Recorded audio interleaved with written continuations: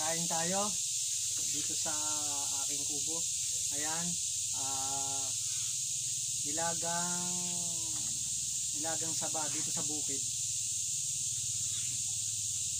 Naubusan ako ng kape, pero okay lang. Nilaga akong pusa, ang kulit o, kulay itim.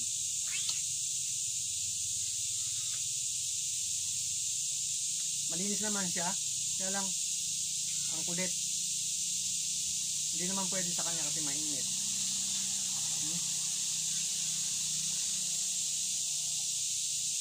So ito lang buhay natin sa probinsya. Simple lang. Tapos itong ating saba, nakuha natin dito sa bukid.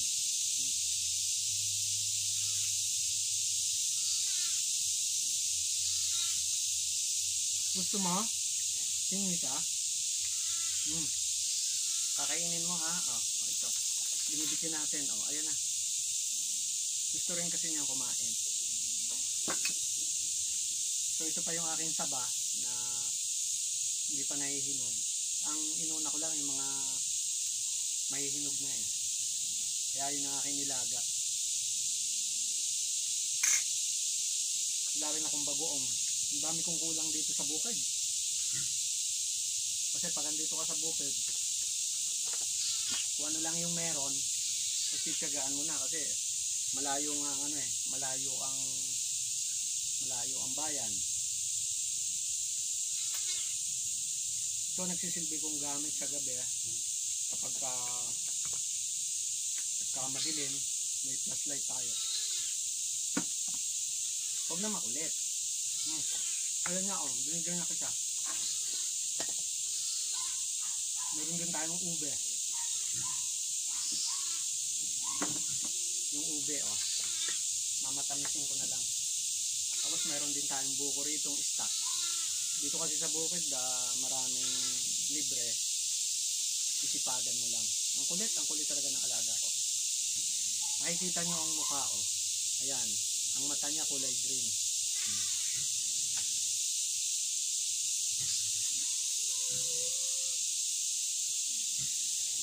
Dito sa probinsya, kailangan mo lang masipag, marunong kang magtiis kung ano ang meron.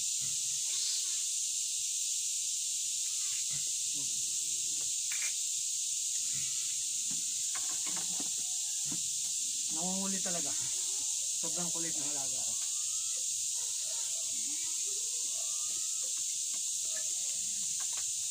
Dito kasi wala tayong mabibiling pandesal, walang kasi nga malayo sa baryo, malayo sa bayan. Ay pag meron kang mga tanim na saba, mga kamote, meron naman mga buko kang makukuha, okay na to. Wala pang gastos. Sisipagan mo nga lang. Ang kulit talaga. Sobrang kulit ng alaga ko. Ito ang kasama ko sa gabi. Saka may aso rin ako. Bantay ba? Mahirap naman yung wala man lamang tayong kasama rito sa bukid.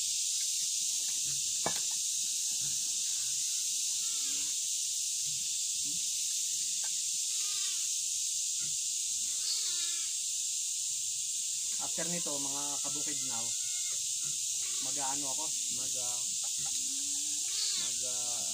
tatrabaho na tayo sa bukid. Siyempre, kailangan natin ng energy para hindi naman tayo mapagod sa bukid at manghina. Okay, gano'n lang mga kabukid now at maya maya magtatrabaho tayo.